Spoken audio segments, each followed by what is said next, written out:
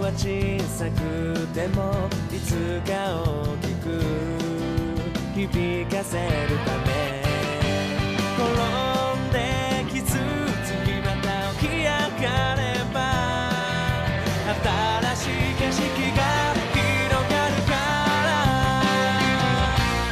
スーパーマンになる方法なんて知らないだけどイメージだけはずっと完璧さ Let it go 走り続けて Let it go このまま行けばきっとたどり着けそうじゃん夢のかけら掴み損ねたってがむしゃらにかき合ってて雨の朝も風の夜も越えてゆくのさもっともっと遠くへ Hey guys, Samurai here, back again with another episode of Pokemon Scarlet and Violet, the series. I guess these are the specials. I've made 2 of them so far, and you guys seem to really enjoy the Rinto and Chase ones. I wasn't originally going to do Elaine, but since you guys recommended it so much in the comments, I thought, why not? Let's give it a shot. So I hope you guys enjoy this. Now let's get started with Elaine's episode. Around the week after the Galar League, Elaine decided to go to Unova, as we know. When at first she thought she was going to travel with Peonia and Marnie this entire time, thinking that she was going to have a strong group of friends from the last region to accompany her, this is when they inform her that they actually told her to go to Unova as that's where they were going, so that's the only frame of reference that they had, but they're actually doing their separate things as Peonia plans to go to Castelia City straight away so she can head to the Fossil Show, and Marnie plans to head to Verbank City so she can take up her internship at the gym.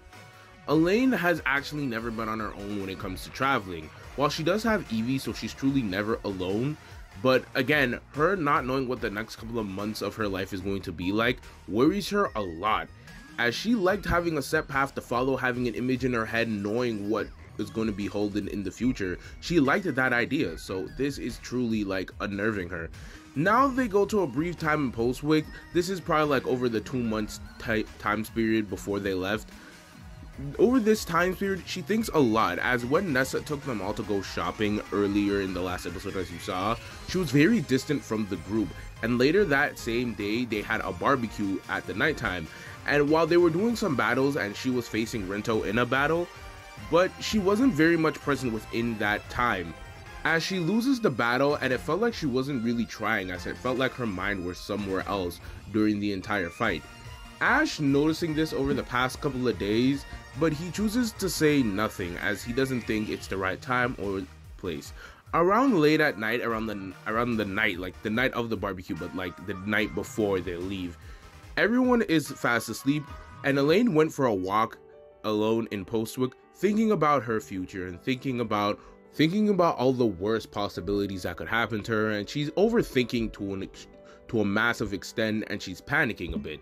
This is when, out of all people, Ash shows up late at night, asking if Elaine is conflicted, and she laments her struggles to Ash, saying that she's scared, and due to the uncertainty of her future, she's not knowing what her life is going to look like soon. And Ash just stands there and he listens to Elaine vent to him about all this stuff that's been going on. And then he says that change is something that you're going to have to embrace whether you like it or not. And it can be scary as well, as Ash talks about when he first went to Hoenn for the first time, his status quo in his life has shifted, and he hadn't been more scared than anything. But he just started to embrace the rapid change that his life occupied. So as a result, that's where he is now. But it's not easy for everyone, so Ash tells Elaine that anytime she feels the way she feels now, she can give him a call at any time and at any place. He will make sure that he answers her call. And this reassures Elaine a lot, knowing that she has some sort of support system to help her out. In fact, Ash makes a phone call to Iris at this time because it's daytime in Unova, you know, time zones, all that nonsense. It's daytime in Unova, and Ash makes a call to Iris so that she can welcome her being Elaine, to the Unova region. Elaine and Ash share a fist bump about her new future and say that it is a bright one. And the next day, Sonia actually asks Elaine before they can leave the airport if she can deliver a Galarian Yamask to Professor Juniper, as one of her assistants is going to be in Esperia City where Elaine will land.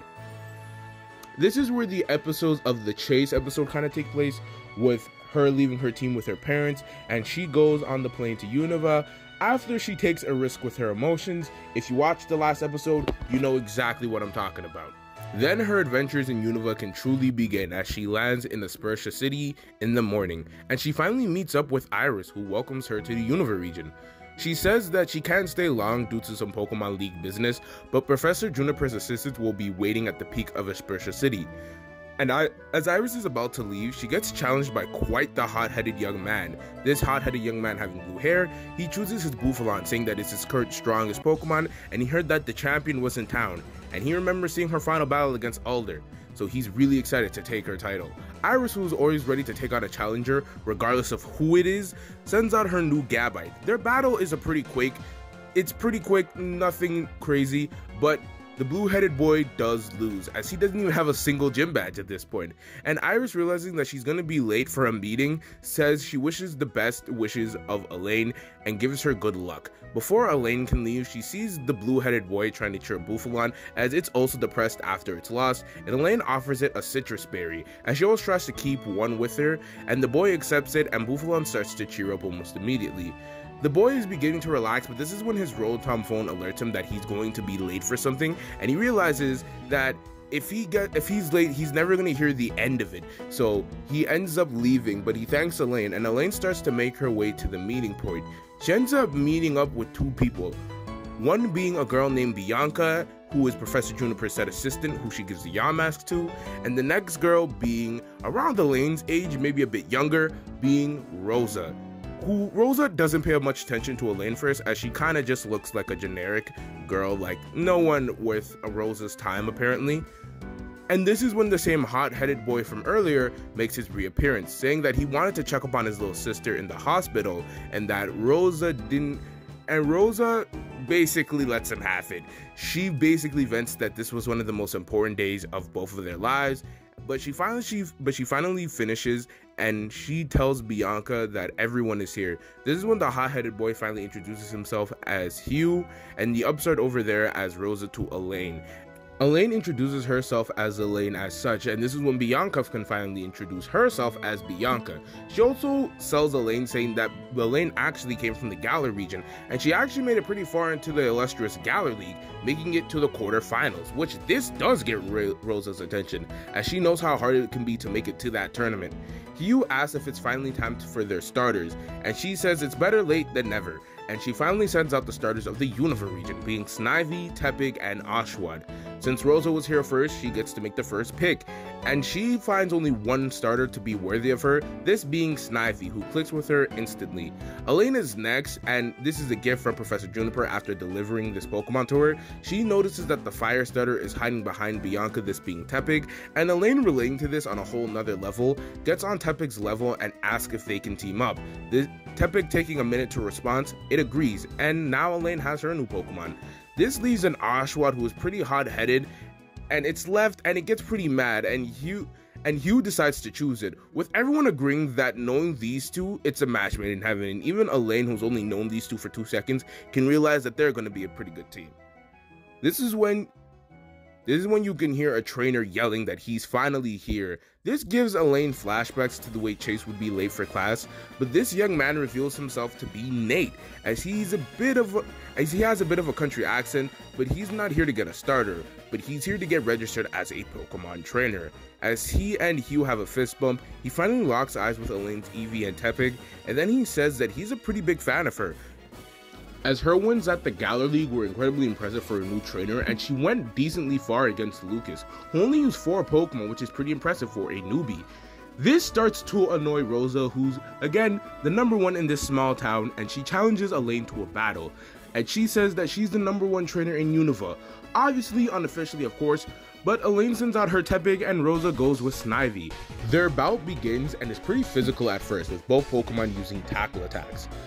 However, this is when Tepig, with the power advantage, starts to make some distance, as this is when Rosa tells Snivy to use a powerful magical leaf attack that does leave some critical hits. Elaine, thinking on her feet, uses the move Defense Curl, as Rosa tells Snivy to use Knockoff. Tepig takes the hits like a champ, and Elaine uses this time to analyze her opponent, noticing that Snivy has near perfect accuracy and speed, and Elaine, remembering that she looked at Tepig's Pokedex moves, it saw that it knows the move Mud Slap, and it struck Tepig the same way it coordinated with its own Pokemon, Tepig doing some fancy footwork and some maneuvering, and it uses Mud Slap. This blinds, along with lowering the speed of Snivy, stops it in its tracks, and leaves it wide open for a powerful Ember attack, which knocks out Snivy and surprises both Nate and Hugh, who didn't see that coming. As again, in the Pokemon School, Rosa almost never lost. Rosa is staying silent, and she doesn't move. However, Elaine offers another citrus berry to Snivy and gets the dirt out of its eyes. And this is when Rosa comments that Elaine is strong, but she won't lose again, taking back Snivy. She tells Elaine to watch her back as she'll surpass her in no time. And Elaine gets to some flashbacks to Bede, but this doesn't phase her for too long. This is when Elaine asks Nate and Hugh where the first gym is located, to which they laugh and say that in this town, the local gym leader is Sharon, who's also a teacher at the school, and he's the one who taught Rosa everything she knows, and she always admired his superior, and apparently Rosa left the city to do some training after this, so they won't be seeing her for a while. However, Elaine already has her eyes set on the gym. This is when Nate says that his own gym battle is today, and this is when Hugh says that he's right after. Elaine says that it's okay, and she can use that time to analyze Sharon's battle style, which she can make a strategy to. Once they make it to the school, Charon sadly says that he can't accept any gym challengers today, as there's a bit of an emergency happening at the school, as their kitchen has been raided numerous amounts of time due to a mystery Pokemon that they can't seem to find. So their crew agrees to help them find this Pokemon so they can get their gym badge as quickly as possible. And they spend the whole day looking, like it takes the whole day until evening time. But this is when Elaine finally noticing that Nate has two Riolus beside him, and everyone starts to notice this, and this is when the other Riolu reveals himself to be a Zorua. And Zorua and Eevee actually have a quick battle, as it's actually pretty intense, but Elaine ends up catching Zorua. This leaves Charon pretty impressed, and he says that he has time for one more gym battle, asking if Nate's still ready to go. Nate says he is, but he thinks that Elaine has earned it since she solved the emergency, which Charon tells Elaine to get ready as they begin to walk to the arena. And this is when, as they're walking to the arena, Elaine starts to overthink again, as Charon gives her 20 minutes to prepare, and it finally clicks in her head that nobody's here if she loses. And she's thinking about the worst possible probability of the situation. She remembers what Ash said, and then she gives him a call. The phone starts to ring for a while. She's starting to think that maybe Ash forgot about her. Maybe he isn't in the mood to talk. Maybe she's nothing but a burden, and this is going to annoy Ash. And then he finally answers the phone, giving a lighthearted "what's up?"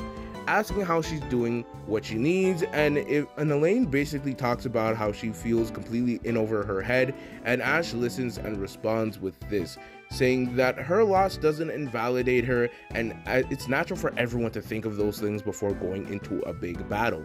But he says that he's known Elaine for a while, and she can do this. She can beat Charon, and this restores Elaine's confidence, getting ready to go into her gym battle. And now Elaine, with her confidence restored and more amped than ever, her battle against Charon finally happens. It's a pretty close battle, with each side trying their best, as it's a 2-on-2 battle. But Elaine ends up coming out the victor, and she gets really excited for the rest of her battles to come. Elaine proceeds to make her way to Verbank City, as she heard that that is the closest gym from Aspertia City. However, she got a call from Marnie to head to the gym as soon as possible, inviting her there. But before she can do that, she ends up helping out a Maractus stuck in a bush, as this Maractus works at PokeStar Studios. Meanwhile, while in the city, she can see Rosa arguing with seems to be an older man, asking why they haven't started shooting yet, as this man is the producer of the newest PokeStar Studios movie, and he says that they're looking for a replacement for the rival character in the movie. And this is when Elaine finally gets the Maractus unstuck, and the producer, having an epitome, realizes this and casts Elaine immediately as a rival, saying that she'll be a perfect fit. This is when, before she can ask what the movie's about, he asks the assistant to basically get her to the dressing room and get her ready for on set. This is when the producer explains that the movie is about a princess trying to liberate her country from an enemy nation by another princess, and Elaine has just been casted as the villain, which she is surprised by, but the producer asks his assistant once again to take her to the dressing room. They talk about This is when they have a conversation. Elaine asks about Rosa, and the assistant basically explains that Rosa is a big star and she got popular from a super young age. So as a result, she has a really big ego, but she's really nice once you get to know her. As not to mention, ever since she got her Pokemon, she's basically been doting on them a lot, and it's actually a pretty cute sight once you see it. This is when a little later, the second battle between Rosa and Elaine actually happens. Elaine sends out her newly caught Zorua, and this is when Rosa counters with her Azurill, another new Pokemon. Now, this is when Rosa has actually been serious about getting stronger, and she's been doing some really intense training. This actually causes her to win the battle, outside of the intended script of the battle, of course. This is when, after the shoot and after the battle, Rosa says due to where they've been shooting at different locations in Unova, she's been able to get 2 gym badges so far. This motivates Elaine to not fall behind and get 2 gym badges herself. But as she's about to leave the studio lot, this is when the Maractus she helped earlier wants to join her team, and Elaine, seeing no problem with this, decides to add it onto her squad. Once she finally finds the gym, this is when she runs into Hugh, who just got his 2nd gym badge. Hugh comments on the fact that this gym leader is pretty strong, but she's cool. She deals with poison types, so she should be wary, but he has to go heal up his Pokemon, and we'll catch her later. This is when Elaine, getting ready to go through her 2nd gym badge, bumps into Marnie, and Marnie is excited and surprised as it's been a bit of a while since they last seen each other and they last battled. This is when Elaine is a bit confused, but this is when Roxy says that she's allowing her newest student Marnie as the gym leader for now, and this is when both of them get excited, as the last time they battled was in the Galar League. This is when the battle begins, as it's been a while and both trainers are psyched. Elaine sends out her Tepig, and with its mastered coordinator style evasion, along with Tepig's powerful Ember attack, they are able to gain the advantage, but Marnie is no pushover. But Elaine ends up learning a new move with Tepig being superpower, and due to Marnie's Pokemon being dark type, they end up getting the victory here. However, Marnie again is no pushover and sends out her new Pokemon being Mawile, and it knocks out Tepig. However, Elaine responds with the same energy and sends out her newest Pokemon being Maractus. A Pokemon from PokeStar Studios is a natural at battling like a coordinator. It uses Double Team to confuse Mawile along with a powerful Leaf Storm, and this causes them to win the battle. This is when Roxy comments that these two are rivals through and through, as she's definitely had her fair share of rivals back in her day, and their battles were just like this. This is when Marnie sends out her Morpeko, and in its hangry mode, it knocks out Maractus. This is when Elaine, thinking that there's only one way to end such a battle, sends out her Eevee, and this is when both remember the day that they first met at the Badoo Inn. This is when both have a pretty close battle, as Marnie's not giving an inch. However, Elaine has come a long way since that battle, and they end up winning the battle, ensuring that they go on through the Unova League and getting their 2nd badge. This is when they're told to head to Castelia City, which is quite a long way away from here, but due to the pier being worked on, the next loading point is a bit north of here. They have to go through Flockacy Ranch, south of Driftvale City, so they end up deciding to go there, and as she passes through Flockacy Ranch, she ends up running into Nate, as this is where he grows up. This is why he has such a country twang accent. This is when he wants to test Elaine's mettle, seeing how strong she is, because she was strong enough to beat Roxy. So they end up battling, and this is when Nate sends out his Buizel and Elaine sends out her Zorua. Nate's battle style is almost like he's one step ahead of everyone. It's almost like he can speak to his Pokemon without talking. It kind of reminds her of Ash, but she does lose to Nate, and he celebrates with his Buizel, and Elaine realizes that she has new and old rivals to look forward to fighting again, and she leaves to make her way to Castelia City. Again, due to the pier being worked on, they have to head north of here. Now, it's a long travel because they have to go south of the Driftvale City, and it's a long journey through a lot of dense forest. And this is when she's not feeling the best. She keeps saying things out loud, and then when she realizes that no one's there to react to it, and she realizes that she's alone, or she looks over for Ash's input during training when she's training with her team, but he realizes that he isn't there, and it's almost like she's waiting for someone to say something to start a conversation, or waiting for Chase to make her laugh with his antics. And she realizes that she's alone, and all this together, she almost breaks down, and this is when she calls Ash again, asking for some advice. With Ash always willing to help and listen, she wants to know how to get to the next level, as she feels like she's stagnated. This is when Ash says it's a bit different for everyone, but for her, he recommends a more disciplined procedure, as The similarity that they share is that they can be pretty lax on their Pokemon when it comes to their bad habits, and fixing that or diluting that energy to somewhere else can change a lot in a battle. And Elaine also says that she misses him and Chase a whole bunch, and Ash says that he misses her too, but she's heard that she's been doing pretty well, however. Ash had to cut the conversation short due to his work, but he asks Elaine to keep him updated, which she does agree to. This is when she's finally able to make it to Castelia City. She has a bit of a bout with Berg for the gym badge, and during this battle, Tepig actually does evolve into Pig Knight. Along with this, she meets back up with Peony, who comments that the fossil show is amazing, but she thinks that she's gonna head to where Rento is right now, so she can travel with him again. This is when they go their separate ways, and she's on the desert path making her way to Nimbasa City. And this is when she gets a call from Nessa, telling her that she has to defeat Elisa, as her and Elisa used to be rivals back in the day. And she needs her to defeat Elisa to show that her side is stronger, as they went to the same model agency as well, and they're rivals. So Elaine agrees to this, and she makes it to Nimbasa City, and she does defeat Elisa in a tough but fruitful gym battle, as she does get the victory. Hugh invited her to the amusement park as a celebration of both of them getting their 4th badge, and they decide to have a battle while they're there, as they've never actually fought. This battle is pretty intense, but Elaine had won, and they take some time to explore around Nimbasa City. They end up getting asked to do an emergency favor by a woman.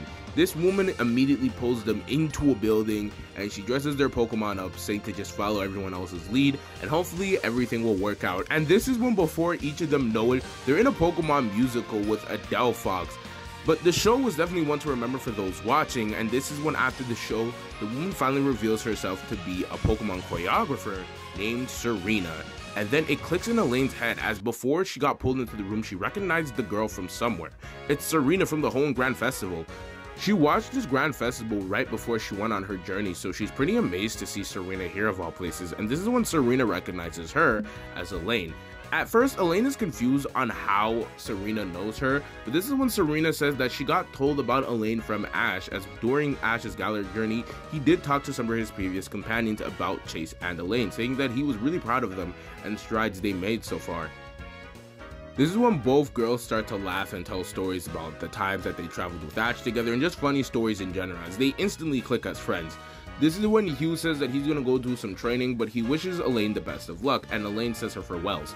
But her and Serena still continue to have conversations, Serena remembering the time that she let her horoscope decide the course of their day and they got attacked by a wild bunch of Pangoros, and Elaine remembering the time that Ash basically stayed up to the equivalent of all night because a Pokemon stole his food, and that's how he got his infamous failings, as they both laugh about this. This is when during the conversation, Elaine asks why Serena is a Pokemon choreographer. What is she doing here? Why is she not doing some sort of Pokemon contest in some sort of other region? This is when Serena says that honestly, it kind of happened all at once. After she lost in the semifinals in the Hoenn Grand Festival, she basically got an email from the Nimbasa performance counselor wanting her unique hollow style to aid in their musicals. And that's when she started her journey. And she never imagined that she would be here when she started her journey all those years ago. She never imagined she would be doing this. This is when Elaine asked, wasn't she scared about the uncertainty? And Elaine said, of course she. This is when Serena said, of course she was. She was scared beyond belief, but she remembered one thing, that she had to turn that fear into excitement. She had to turn that negative energy into positive energy. And this is when it clicks in Elaine's head. She asks if Serena and her can have a battle, and Serena does accept this challenge. They begin to have a pretty intense battle as Serena uses her Delphox and Elaine uses her Zorua. However, Zorua has been struggling with the battle coordinator style that Elaine likes to use for a while now, and Serena notices this, but it's almost like through the battle, Delphox is teaching Zorua how to battle in this style. And Zorua throughout this battle actually evolves into Zoroark. And however, Zoroark still loses the battle. However, Elaine admits that she learned a lot and has fun. The girls proceed to tell more stories over a dinner, and Serena asks Elaine if there's anybody special in her life. This causes her to blush and say nothing, and Serena starts to laugh, saying that she'll take that as a yes. And this is when Elaine responds with the same question back at her, and Serena starts to blush. In the end, they end up going back to their laughter, but now with a new sense of determination, and now she's ready to continue the rest of her journey. And Elaine ends up going to both Humilau City and Mostralton City to get her next gym badges. After she got her last gym badge from Charlton City, she ended up going to Driftville City to get her 7th gym badge. This is when she sees a girl arguing with an older guy, this guy being her father, of course, this being the gym leader Clay, and this girl being his daughter Lacey, who's saying that his gym isn't really cute, and Clay argues that that's not really the point, and Elaine being caught in this middle of this argument between father and daughter. This is when Lacey, noticing that Elaine's waiting, she sees Elaine's Eevee on her head, and she goes over to snuggling, calling it adorable at first, and she asks for a battle. However, Lacey came on too strong and she's taken aback at first, so Elaine says no. But this is when Lacey says that if she can defeat her, she'll get a gym badge. And at first, Clay is confused, but Lacey says that it would be good training as she's going to inherit this gym one day, and this causes Clay to agree, saying that it would be some good training. Elaine, now motivated instead of awkward, like, I don't know what's the feeling, but you know what I mean, taken aback, she decides to enter into the battlefield, and this is when Lacey brings up that she was rooting for Elaine in the Galar League, so she's expecting great things. This is when Elaine remembers that she forgot to update Ash, and she calls him right before her gym battle. Once Ash answered, he sounds tired, but he listens, and when Elaine asks if Ash is okay, he takes a minute to respond, but he's fine, and they catch up for a bit.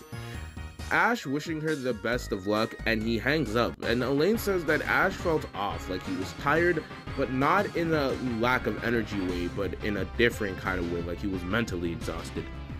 The battle between Elaine and Lacey is a double battle. However, Elaine gets excited as she's never really had a double battle. She had a tag battle before, so she thinks that she can get used to it. This is when she uses her new Swanna that she caught on the Driftrail Bridge, and her Maractus, and Lacey uses her Gramble and Excadrill, which makes Clay a bit proud and blush a little. However, the battle is pretty intense with both sides giving it their all. However, Elaine does gain the victory here, but Lacey had a really fun battle, and she asks for Elaine's contact info so they can battle again, not to mention their new friendship, with Elaine agreeing but still admitting that Lacey can come off a bit strong. However, she's starting to think of where her final gym badge is going to be got. Is it going to be in Striaton City or Iciris City? But this is when she gets a call from Nate asking if she could meet up with him, Hugh, and Rosa in Iciris City, as he wants her to meet her teacher. And this is when Elaine stops wondering, and she realizes that she can head to Iciris City, and this is when she ends up making it there, and she battles the legendary Bryson. However, and she ends up getting her gym badge, but however, before she could meet up with Nate, there was a crisis at Dragon Spiral Tower with a wild Druddigan, who is angered, and while Iris is on her way, Elaine ends up fighting it, but she notices that the Druddigan is attacking machinery made for building things, and as Iciris City was building an expansion, she realizes that Druddigan is scared of the future and the uncertainty of what's going to happen to its home, very similar to how Elaine was at the beginning of this journey. She ends up not battling it, but she ends up like connecting to Druddigan, very similar to how Iris was. And Iris, seeing this whole thing after Elaine caught this Druddigan, is amazed, and she compliments on Elaine's growth, but she also says that that's something Ash would do, and both laugh at this. However, Iris was here to meet an old rival as well, as she takes Elaine to a new ranch being built outside of the city. Iris explained that Unova is starting to build up their own battle frontier, but it's not publicly known yet, which interests Elaine a lot. But once they make their way there, they see a three-way battle between a Marshadow, a Mega Charizard X, and an Umbreon. They do look to be about even, but Marshadow seems to have the advantage here. But the other two aren't far behind. This is when Elaine meets back up with Nate, Hugh, and Rosa as they join watching the intense bout between these Pokemon. This is when, as Elaine begins to cheer for Marshadow as this begins to being put into a corner, this is when Marshadow gets kinda shy and dips back into its trainer Shadow. This is when it's revealed to be a young man named Tobias, and he calls the training battle to an end, thinking that this would be a good point to pull it off. This is when Alon says that they were pretty close this time, and this is when the third trainer says, this also being Nate's mentor, saying that they pushed the battlefield to its limits, and he thinks that it's good to be open now. This trainer being named Virgil. Virgil is talking with the other three, and this is when he finally catches up with Iris, as he called Iris here to meet both Tobias and Alon. And Iris is excited to meet Tobias specifically as she's Cynthia's other student, and Alon is known worldwide for his study of Mega Evolution and being some sort of a traveling Ronin kind of guy. These three make up a Team League Championship team called called Team Conquerors.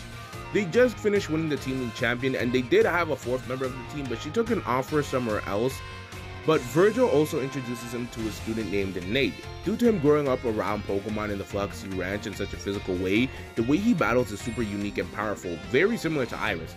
However, Iris also introduces Elaine, who Alon recognizes from the Galar League. He only saw bits and parts of it, but he says that this was the girl with the unique Eevee, which again excites Virgil as he's always wanted to fight against someone who's capable of G-Maxing. Even though she can't G-Max here, they do have a pretty quick bout between Espeon and Elaine's Eevee, with Espeon winning. But Elaine isn't too phased. However, she asks if they can train her, feeling that she's hit a wall, and Virgil says that he's probably not the right guy to do this, but he makes some calls. This is when, after he comes back from making said calls, this is when he says that Nate will stay here. Hugh will go to the Black City, Rosa will go to the White Forest, and Elaine can head to the Decalore Islands to Blueberry Academy, as he studied there for a while. And Elaine gets a call from Lacey asking if when she gets here if they can meet up and have another battle, and she says that they can, and this is when the rest of Elaine's story will be concluded in Pokemon the series Scarlet and Violet. This was a long video, guys. 30 minutes, however long this video is going to be. With anyways, that being said, let me know what you're ready to see next in the Lucas episode, and I'll see you guys later. Samurai out.